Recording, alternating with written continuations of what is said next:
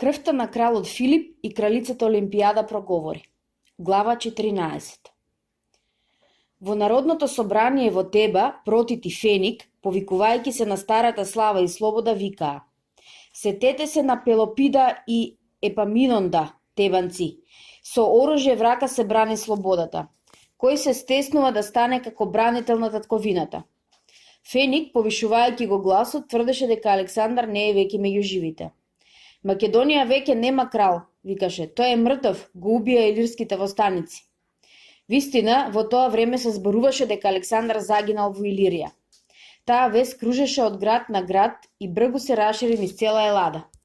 Распалените тебански војници почнаа да се приготвуваат за одбрана. Откако направија ровови околу градот, добро вооружени и опремени, спокојно го очекуваа непријателот, сигурни во својата победа. Но стигна вест дека Александар не само што е жив, туку и лично ја води војската кон Теба. Македонската војска стаса во голем број, му се приближи на градот и се залогори. Александар веднаш испрати гласник со писмо, нудејќи им прошка на сите ако го положат оружјето. Граѓани тебанци, пишуваше кралот, испратете ми ги врзани Протит и Феник, бивши притани и прогнанци од овој град, и ќе ви биде се простено. Тебанците, откако го изсмејаја гласникот, пцуејќи го кралот и македонските генерали, испратија одговор. Нема да ги предадеме Притана и Феника, испрати ни го ти, нас, Филота и Антипатра. Макар што секаква можност за преговори беше исклучена, Александар сепак не изврши веднаш напад. Тој реши да причека неколку дена, сметајќи дека тебанците ќе се премислат и ќе прифатат приговори. Утредента, меѓутоа, тебанските војници излетаа од градот и со сета жестина се втурнаа во македонскиот логор. Во овој сидир паднаа неколку десетини македонци, а тебанците победносно се вратија. Потоа, Александар ги приближи своите чети до јужните врати. Војниците под оружје стоеа до вечерта, но до борба не дојде. Македонските војници тогаш видеа дека Кадмеја е обколена со двојни ровови, а тебанците густо наредени победемите. Уште 2 дена поминаа без борба. Александар докрај сакаше да избегне борбата со тебанците, зашто преку шпионите доби известување, оти во градот се појавиле една група војници што сакаат преговори. Гледајќи ги од рововите противничките војници, тебанците зачудено се прашуваат дали можат да дадат отпор на толкова сила. Пердика со својот одред беше најблиску до рововите. Не чекајќи наредба од Александар, прв ја почна борбата. Неговите војници со сета жестница се втурнаа на тебанците. Аминта, синот Андромедов, нагрна со својот одред, војниците се измеша и борејќи се паралелно почнаа да го притискаат непријателот. Александар, откако виде дека на ровот се води голема борба, ја поведе целата војска. Пердика го зазеде првиот ров и влезе во вториот, но тебанските војници решени да се борат до последен, ги дочекаа со мечови и копија и многу испод тепаа. Атлетот Проклес се втурна на просторот меѓу 2 рова и налета на групата напаѓачи. По него притрчаа Диота и Филтон, а по нив целиот боен ред тебанци. Проклес, откако собери неколку македонски војници, со мечот го нападна Пердика и му го прободе десното рамо. Македонците завикаа. Едни го зграбчија својот ранец за победник и почнаа да се повлекуваат, додека други ги штитаа одзади. Македонците го напуштија и заземениот прв ров и почнаа да бегаат преку полето. Тебанците, бракајќи ги, налетаа на лесно вооружените аргијани, кои ги обсипсаа со стрели и джилити. Меѓу македонските војници се истекна крикјанинот Еврибота, водач на стрелците и плячкашите, прославен уште во времето на кралот Филип. Страшниот војник, обтегнувајќи го својот голем лак, ни една стрела не пушти напразно. Тебанските војници попусто се засолнуваа со штитовите. Неговата стрела секогаш наоѓаше место. Тој му го прободе бутот на лекарот Филтон, на друг војник десната мишка, четворица ги погоди в лице. Страшниот стрелец, како бог на смртта, го обтегнуваше лакот, тетивата пукаше како камшик. На тебанците крикјанинот им се чинеше уште пострашен со тоа што околу него ги затегнуваат лаковите и пуштаа стрели неколку стотини војници. Поколебаните тебанци за момент застанаа. Меѓутоа, Проклес прв се втурна во групата стрелци. По него, како глутница волци, нагрнаа другите војници и се шејќи со мечови и водејќи со копја, го раскопаа редот на противниците. Го скршија и го распарчија така што некои се дадоа во бедство по полето. Диота го пристаса крикјанинот Еврибота и го нападна со сета жестина. Прво му ја пресече тетивата и досекајќи го со ножот му ја пресече раката на неколку места. Меѓутоа Пинтија, борејќи се во близината, го джитна копјето и го погоди војникот во вратот. Стрелецот офна и падна на плеки. Македонските војници, бегајќи како исплашено стадо, стасаа до кралската телесна стража. Кога Александар виде дека тебанците, брекајќи ги бегалците, го растулиле својот боен ред, удри на нив во збиен ред и почна да ги истиснува. Тебанците, бегајќи пред многобројниот и појак непријател, прескокнувајќи ги своите ровови, нагрна на широко отворената врата. Стискањето и борбата за влегување беа толку силни, што многу изгинаа тепајќи се меѓу себе. Меѓутоа, последните не стасаа до себе да ја затворат портот и македонците навлегоа во градот. Множеството македонци ги притисна целото бојно поле. Двата рова, јужната порта и ѕидовите на кои тебанските стрелци ги истепаа или ги растераа. Македонските војници, навлегувајќи низ портата, го исполнија целиот долен град, а другите, преминувајќи преку ѕидините, се растурија по главниот плоштад.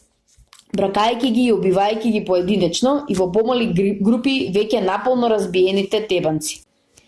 Кај Амфиновиот споменик се водеше страшна борба.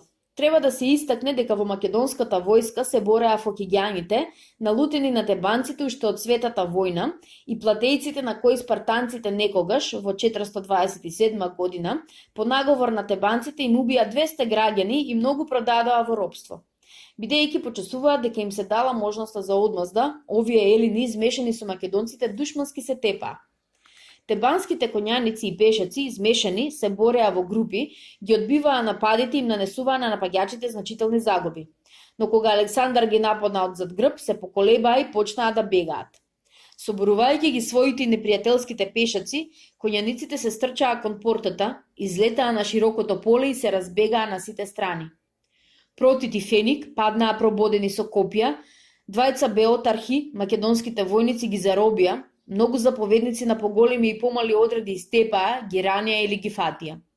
Проклес, бегајќи, го фати ранетиот лекар Филип. Го фрли на конјот што стоеше во близината без јавач и пробивајќи пат, со мечот се проби низ портата. Со него побегна Диота, Калес, Пинтија и преку 30 други борци. Тогаш настана ужасен колеш. 6000 борци паднаа во борбата и 30.000 граѓани, жени, деца и старци беа заробени. Александар издаде наредба градот Теба до темели да се урне. Поштедете ги само куќите на свештениците и храмовите. Жените и децата тебански пофатете ги и да се продадат во робство. Уништете се, освен потомците на поетот Пиндар. Војниците, навикнати на убиства и плачка и занесени од борбата до безумство, заповедта на младиот крал ги доведе дотаму што правеа оргија од клање. Фокиѓаните и платејците, желни за одмазда, ги надминаа сите стравоти што ги носи војниот поход со себе. Македонците влегоа во подрумите на богатите трговци и наскоро по улиците на градот излегоа пијани. Вооружена маса војници ги давеа и ги трескаа децата по улиците, ги колеа старците и цели групи граѓани ги затвараа по куќите и ги палеа. Понекаде групички тебански војници се тепеа борејќи се до смрт. Ранетите освојувачите ги фаќаа за нози и раце и со грамогласна смеа ги фрлаа во пепелиштата. Многумина ги фаќаа бегалците, им ги врзуваа рацете, ги ставеа во редови и ги тепаа со камчици и стапови. Изврзани по 50 на едно јаже, робовите искинати и претепани, полулуѓе од ужас, штракотеа со забите, молејќи им се на боговите што побрегу да умрат. Пијаните тракески доброволци јуришаа во толбата со робови, сечејќи и дупејќи со мешовите што ќе досегнат. Бркањето и убивањето на граѓаните се продолжи до ноќта. Запалените куќи како џиновски факели ги осветлуваа улиците. Вревата на пожарот се мешаше со нечовечките гласови на пијаните војници, со пиштењето на жените и децата и избезумените граѓани кои се бранеа понекаде. Гликера беше во својата куќа. Клечејќи покрај жртвеникот, таа го заколнуваше стариот троп Никија да ја пробуде со мечот пред да стигне непријателот. Ке те убијам и тебе и себе, плачејќи говореше стариот, држејќи го исуканиот меч. Боговите тоа нема да ни го пишат за грев. Двете робинки, тресејќи се од страв, клечеа покрај гликера. Оддалеку се слушна врева која во бранови доаѓаше се поблиску. Пиштењето на жените и исплашените гласови на луѓето се почесто допираа. Уби ме, што чекаш, викна гликера. Ќе те убијам, ќе те убијам и тебе и себе, со треперлив глас рече старецот. Допирајќи го со раце жртвенекот додаде. Нека ми простат боговите за солта и лебот што сум ги изел во оваа куќа. Само што го рече тоа, старецот го извлече мечот. Жената го покри лицето со рацете и ја наведна главата очекувајќи го ударот. Наеднаш стариот троп го испушти мечот, се заниша и падна. Од градите му стрчеше дршка од стрела. Во куќата влегоа група војници. Тракиците се стршаа кроз жртвеникот и ја зграпчија жената. Чекајте, пуштете ја, се слушна еден зарепна глас. Гликера стани ја крена главата. Пред неа стоеше Клитандар, Филиповиот офицер од гардата кралска придружба. Ти си, викна офицерот. Гликера, жената на лекарот Филтон, ми рекоа дека овде живее Тимоклија, жената Филипова. Да, јас сум Тимоклија, одговори Гликера. Откако ја уништија македонската посета во градот Теба, лекарот го промени името од Филтон, стана Филип, а неговата жена го зеде името на својата мајка. Додека виниците ги изнесуваа од куќата робинките, што се тргаа пиштејки, Клитандар ја зграпчи Гликера, стегајќи ја награди и бацувајќи изборуваше. Уште тогаш ми се допаѓаше, сега ќе бидеш моја. Жената се бранеше, гребејќи го тракиецот со ноктите по лицето и тепајќи го со тупаници. Најпосле му се извлече и бегајќи низ одајата се мушна во другата соба. Куќата ќе ја запалиме, излегува јас ќе те спасам. Од кога ја скрши вратата со плеките, офицерот влезе во другата одеја. Слушнав дека си богата, рече, каде го скри златото? Златото? А, да, го скрив, ќе ти кажам каде е, но да ми се заклониш дека ќе ме спасиш. Се колнам, рече Клитандар и повторно ја нападна жената. После, шепотеше Гликера, ќе бидам твоја, но најнапред да го земеме златото. Води ме. Пушти ме, нема да помогнам, рече жената. Нема да помогнам, зашто нема каде. Спаси ме. Ќе те спасам, но прво златото.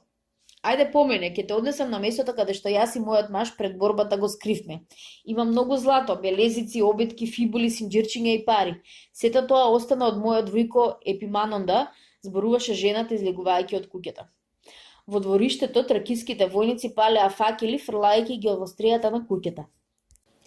Кон зелената светлина Гликера забележа како очите на Клитандар алчно светат. Таа го одведе офицерот до бунарот и со смирен глас рече: "Тука се наоѓа златото. Мојот маж сето го стави во едно сандаче и го фрли во бунарот." Клитандар зеде од еден војник факел, се наведна на бунарот, го осетли и се загледа во дното на бунарот. Наеднаш жената го зграпчи за нозе и го префрли. Војникот викна и падна во водата. Куп камења имаше во близината. Жената со нив го натрупа бунарот. Офицерот викаше претајќи по водата, додека еден голем камен не му ја падна врз главата. Тракиските војници, палејќи ја куќата, ја слушнаа виката од бунарот, но додека дотрчаа да видат што се случило, Клитандар беше веќе мртов. Додека едни ги врзуваа раците на жената, други го извадија од бунарот мртвото тело на офицерот. Со скршена глава и облеан со крв, Клитандар лежеше покрај бунарот. Жената фрли презрив поглед на лешет. "Сега можете да ме убиете," рече. Тракиските војници ја потераа пред себе. Во шаторот на Александар, осветлен со 3 факели, седеа офицерите и ги слушаа поплаките на својот млад крал. Дионисова одмазда, тој не нападна и не фрли во ваква беда." "Победивме," тивко рече Антипатар. "Победивме," извика Александар. "Кого го победивме? Елините, тебанците, себе се победивме и уништивме. Ах, Пердика, прв ја почна борбата, да даде Бог на твојата глава да се втурне бесот на Диониса и крвта на невините луѓе од овој град." Момчето во настап на очај скокна и мавтајќи со рацете истрча од шаторот и почна да вика со избезумен глас: "Прекинете го касапењето, гаснете го пожарот, тие се тебанци. Сгрешивме. Офицерите се вознемирија. Филота, Фригија, Харпал и Птоломеј се фрлија на коњите и се стрчаа кон Теба. Меѓутоа пожарот веќе беше се зафатил преку целиот град. Како огнено море, огнот ги голташе куќите, шталите, смреките, боровите и маслинките во градините. Се гореше и се рушеше во тресок. Од зажарените покриви избиваа дроеви искри, измешани со чадот, се виткаа низ градот. Смрдејата од изгорените човечки лешеви и конски трупови се мешаше со чадот и облаците прав. Војниците, избезубени од убивање и пијанство, со крвави раци и склештени заби како зверови, напаѓаа на жените и децата, ги колеа, ги малтретираа и ги влечкаа по улиците. Четворица млади борци, трчајќи на коњите, налетаа на една група од која се слушаа овкања и повици за помош. Откако ги извадија мечовите, почнаа да ги тепаат тракиците, македонците, платејците и факиѓаните. Исплашените војници застанаа чудејќи се што ги снајде. Откако ги препознаа во напаѓачите своите офицери, едни отстапија, други мавтајќи со раците и бранејќи се од ударите викаа: "Ние сме македојци, колку го тепате? Да живее големиот крал!" Некои извадија мечови и заслепени од бес нагрнаа на момчињата. Филота на еден крупен агривјанин му ја скрши главата со секера, Толомеј со мечот пробеде друг, а Фригија, откако го натера конјот во толпата војници, почна да ги соборува и гази. "Животни, зверови!" викаше момчето, сејќи десно и лево удари со камшикот. Најпосле војниците се дадоа во бегство. Толпата тебанци, избезумени, се втурнаа на портата. Стискајќи се и задушувајќи се, многуми нападнаа, а други газајќи преку нив го фатија полето и побегнаа во мрачната ноќ. "Доцна, доцна!" викаа 4 момчиња. "Се пропадна, теба е куп урнатини и големи гробишта." Давејќи се од чак и прав, момчињата испотепани и зазбивани го напуштија градот, додека во ушите им се одзиваа извиците на пијаните војници и викотниците и пискотниците на граѓаните. Меѓутоа, Александар, смирувајќи се со уверувањето дека Дионис ги навлекол на оваа несреќа, седеше пред шаторот и ги слушаше зборовите на својот пријател Клит, кој го тешеше. "Лудата моја глава," говореше кралот, "наместо да го проминеме Босфор и да војуваме во Азија против Дарија, си ја навлековме на себе си врат цела Елада." "Теба не е цела Елада," рече Клит. "Да не ги нападневме, тебанците преку Бојотија и Фокида би влегне во Македонија. Би влегле, би освоиле, би истепале и прободиле се. Моравме да ги нападнеме," заврвеа офицерите. Тракиците ја доведоа врзана Гликера. Врвејќи и влечејќи ја жената, пијаните војници влегоа во кралскиот шатор. Клит им излезе во пресред.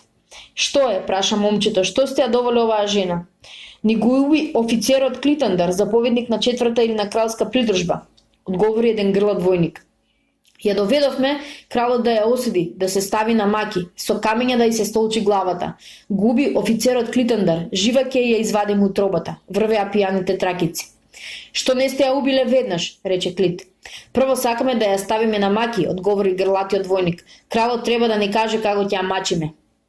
Со растурени коси и бради, закраварени очи и склештени заби, војниците го очекуваа зборот на кралот. Гликера стоеше достоинствено. Косата ѝ беше искубана, лицето и вратот издраскани, а фустанот парталосан. Незиниот цврст поглед како секавица преминуваше од кралот на офицерот и војниците кои ја обиколуваа. Александар стана и приде и ја загледа в лице. Жената го издржа погледот. "Како се викаш?" "Тимоклија, жена на лекарот Филип. Бев слободна тебенка. Сега сум мртва. Мојата татковина умре и јас со неа." Александар се замисли. "Кој го уби офицерот?" рече. "Го фрли во бунарот и му ја столчи главата со камења." "Зошто го направи тоа?" "Ме нападна, сакаше да ме силува и ми бараше злато. Тој беше ѕвер како што се сите овде што те обколуваат. Сите сте ѕверови." "Зар и јас?" "И ти, полошти сте од волци." Офицерите го вперија погледот во бледото лице на кралот. Очекувајќи го неговиот збор и држејќи ги раците на рачките, сите беа готови да се втурнат и жената да ја исечат. Александар ги погледа тракиските војници и задушувајќи се од бес викна: "Надвор, варвари!" Тракиците со ококорени очи, одмерувајќи го кралот од глава до петици, застанаа во круг, но ниеден не отиде кон излезот. Кралот го зеде мечот од Клита и загледувајќи се во сечилото рече: "Варварските доброволци не го слушаат својот крал. Клите, што би направил ти да си на моје место?" "Сите би ги истепал," рече Клит. "Во право си," рече кралот. "Еве го ти го мечот, убивај." Клит, нерешителен, го зеде мечот и му се загледа на кралот в лице, зашто му се чинеше дека се шегува. "Удри, што чекаш?" писна Александар. Момчето замавна со мечот, но војниците побегнаа од шаторот. Грамогласна смеа се разнесе меѓу офицерите. "Филипова крв," му потврли Парменион на Антипатра. "Варварите би били сечени да не побегнеа. Ке им се одмазди тој ним, врати Антипатар, зашто ќе прозборува и крвта на мајка му Олимпијада." Александар и приде на жената и ги одврза раците. Слободна си, рече. Ти благодарам што си го убила гадот. Тој беше твој офицер, рече Перменион. Гад, варварин, исто како што сте вие. Офицерите занемија. Ни збор повеќе за тоа, продолжи кралот, па и се обрна на жената. Ќе одиш со ова момче. Одете таму каде што се робовите, од толпата земи ги твоите роднини што ги имаш. Еден офицер се стрша како без душа во шаторот. Кралу вика: нашите војници умираат, паѓаат мртви по улиците. Трговците со своите подреми го затровале виното. Одвратно, гадови, подмолно, викна кралот, фраќајќи се за грава. Кој да се бори со нив, кој да ги победи нив? Клит и Гликера излегоа од шаторот. Пате ми жената ни еднаш него погледа момчето, ниту му рече нешто. Меѓу робовите, кои изврзани веќе наредени, стоеја надвор пред градот, жената ги пронеде двете своји робинки и ги одведе со себе. Клит, макар што се обидуваше неколку пати да разговара со жената, најде на презирно молчење.